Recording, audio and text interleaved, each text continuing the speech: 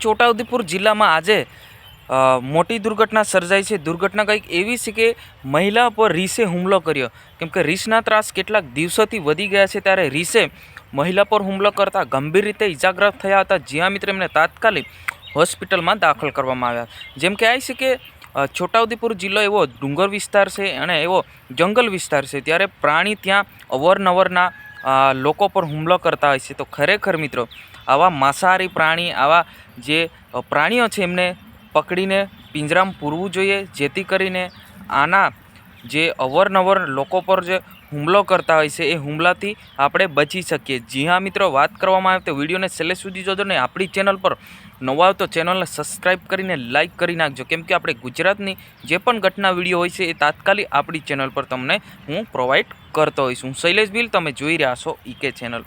મિત્રો વાત કરવામાં આવે તો આજે જે મોટી દુર્ઘટના સર્જાઈ છે છોટાઉદેપુરમાં, જે જંગલ વિસ્તારના રસ્તામાં જે મહિલા કે કોઈ અન્ય પુરુષ કે કોઈ કામ માટે કે ખેતરમાં જતા હોય છે કે ગમે ત્યાં જતા હોય છે, ત્યારે આજરોજ રીસે હુમલો કરતા જે મહિલા જે હાથના ભાગે જે છે ઇજાગ્રસ્ત થઈ હતી અને તાત્કાલિક એમને સારવાર માટે લઈ જવામાં આવી હતી। આ તો સારું થયું, ભગવાનના કૃપાથી મહિલા જે છે બચી ગઈ, પરંતુ રીસ હુમલો કરે તો મિત્રો બહુ ખતરનાક હોઈ શકે છે। જ્યાં મિત્રો બધા લોકો ડરી રહ્યા છે, તો ફોરેસ્ટ વિભાગને ખરેખર આવા પ્રાણીઓને પકડવું જોઈએ, ધ્યાન રાખવું જોઈએ। જ્યાં મિત્રો કેમ કે જે આ પ્રાણી જે છે એ ગમે ત્યારે ગમે તેના પર હુમલો કરી શકે છે। જ્યાં મિત્રો કેમ કે આપણે આ કહી ના શકીએ, આ ઘટના બની છે આજરોજ લગભગ 12 વાગ્યાની આજુબાજુ। જે મહિલાઓ હતી જે પોતાના ખેતરમાં કામ માટે જઈ રહી હતી, ત્યારે અચાનક જંગલમાંથી દોડી આવ્યા અને હાથના ભાગે આ મહિલા પર જે છે હુમલો કરી દીધો। જ્યાં મિત્રો આજની વિડીયોની અંદર બસ આટલું જ। આ ઘટના વિશે તમારે શું કહેવું છે જરૂર કમેન્ટ કરીને બતાવજો।